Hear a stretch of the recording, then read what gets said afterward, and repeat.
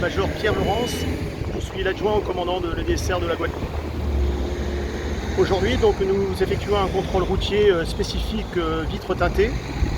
Nous contrôlons les véhicules qui ont un vitrage à l'avant, les vitres avant ainsi que le pare-brise surteinté.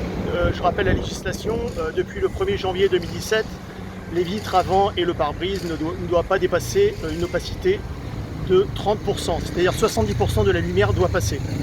Alors comment fait-on pour contrôler un véhicule? On constate que les vitres avant sont teintées, surteintées. On procède au contrôle de la voiture.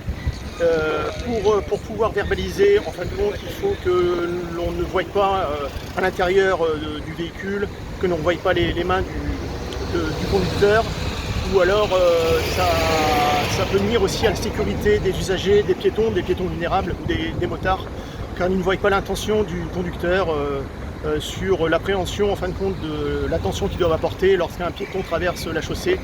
Et le piéton ne voit pas aussi non plus si l'automobiliste a bien compris qu'il est en train de traverser la chaussée.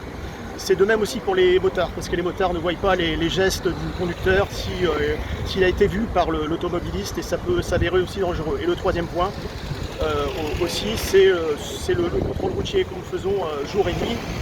Le jour, c'est un peu plus, on va dire, un peu plus facile parce qu'il y a la luminosité, mais le soir, avec des vitres teintées ou des vitres surteintées, il est difficile de voir le conducteur et les passagers avant du véhicule, et ce qui nous met fortement en danger.